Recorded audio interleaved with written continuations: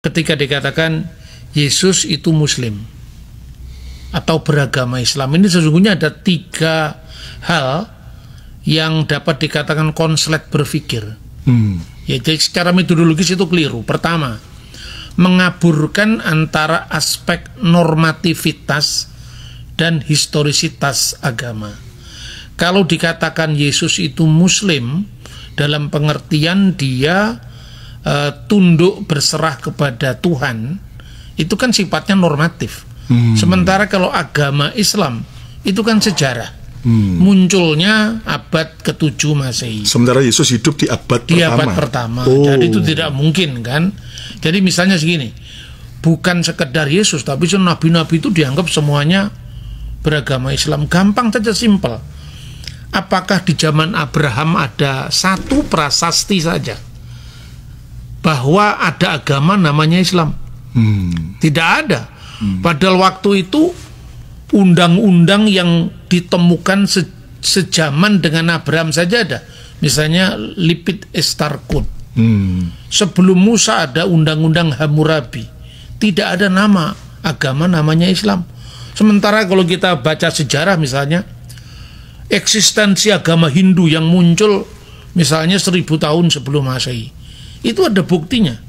Pada kuburan Darius Agung yang terkenal dalam Alkitab itu di Behistun di Iran.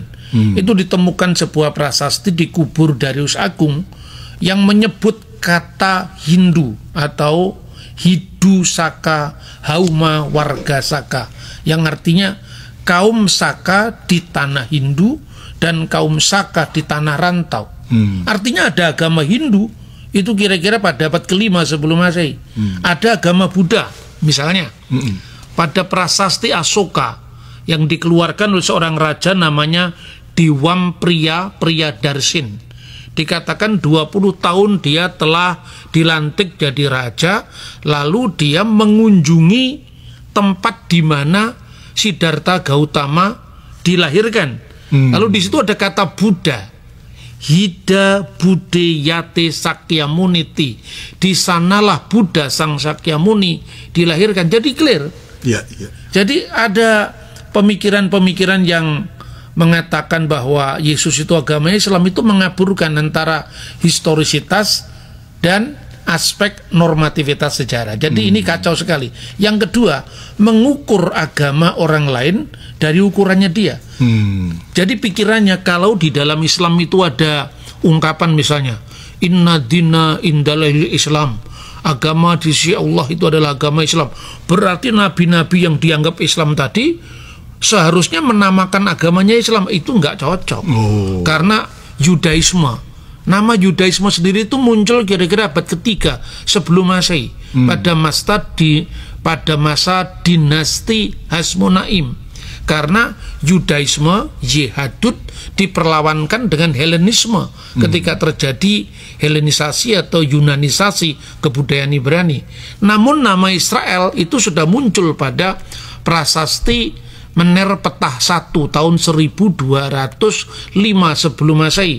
Di sana ada kata-kata Yasir Elfikat Ben Perafet, Israel sudah binasa, keturunannya tidak ada lagi. Karena itu setelah Eksodus. Jadi itu klaimnya orang Mesir bahwa Israel sudah binasa karena sudah tidak ada lagi di tanah Mesir. Ini kan historis. Padahal mereka berjalan menuju ke tanah perjanjian. Tanah perjanjian, dan itu sudah kira-kira zaman Yosua.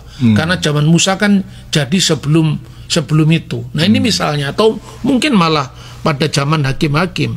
Jadi kembali ke soal Nabi Isa agamanya Islam atau Muslim.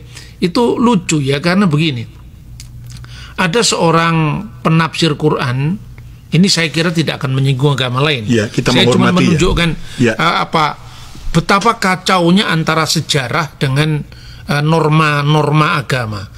Dia menulis tafsir, judulnya Tafsir Al-Qurtubi.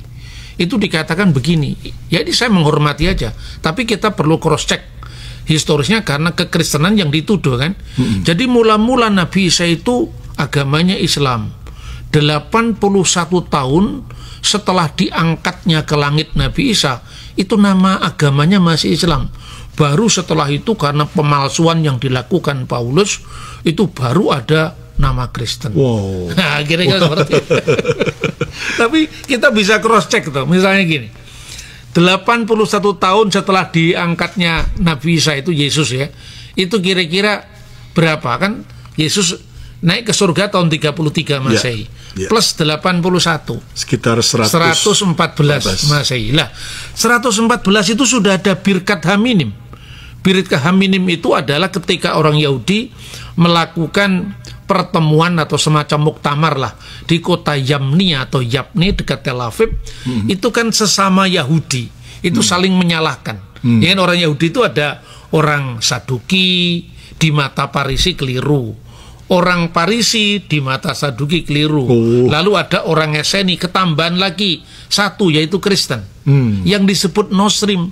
Lalu para rabi Parisi ini mengadakan pertemuan yang mengutuk Saduki, mengutuk Eseni, dan mengutuk Nosrim atau Nasrani.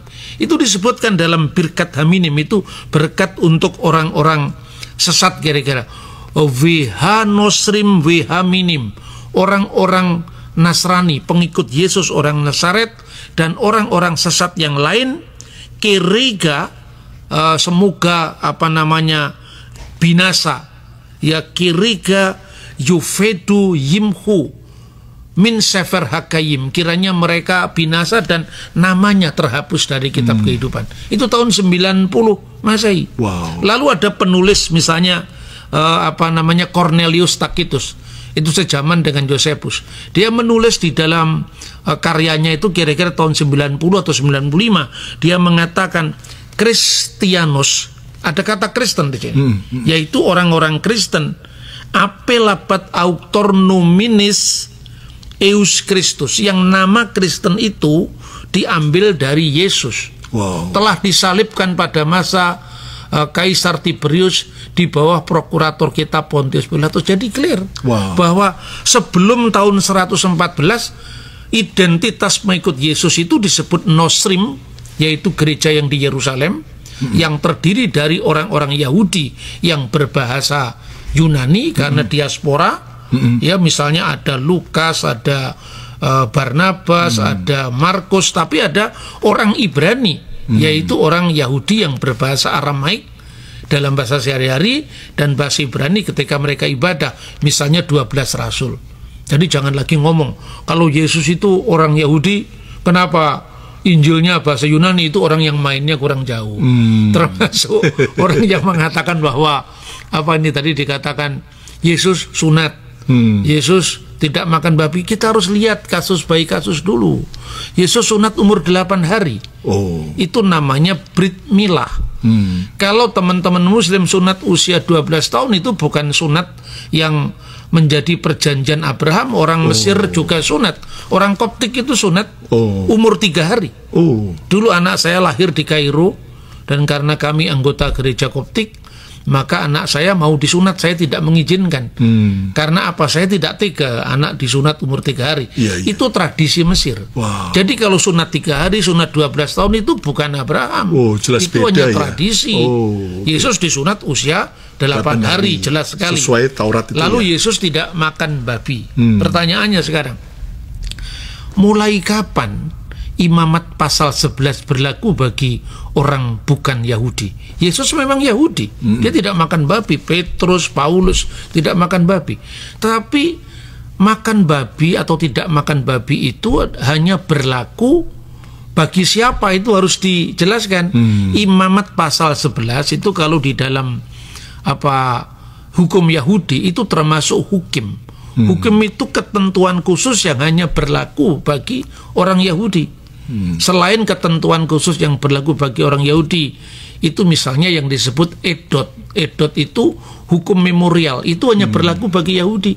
Jangan makan misalnya daging di sendi pangkal paha untuk memperingati Yakub, itu hanya berlaku Yahudi. Begitu juga makan babi, itu hanya berlaku larangannya bagi orang Yahudi. Bagi non Yahudi tidak berlaku. Jadi ada tuduhan Paulus membebaskan orang-orang dari Taurat siapa yang dibebaskan Paulus? Karena sejak semula orang bukan Yahudi memang tidak disunat. Maka Paulus melarang menyunatkan Titus. Tapi Paulus menyunatkan Timotius karena Timotius adalah orang Yahudi. Ada pluralisme hukum. Wow. Bahkan Tuhan Yesus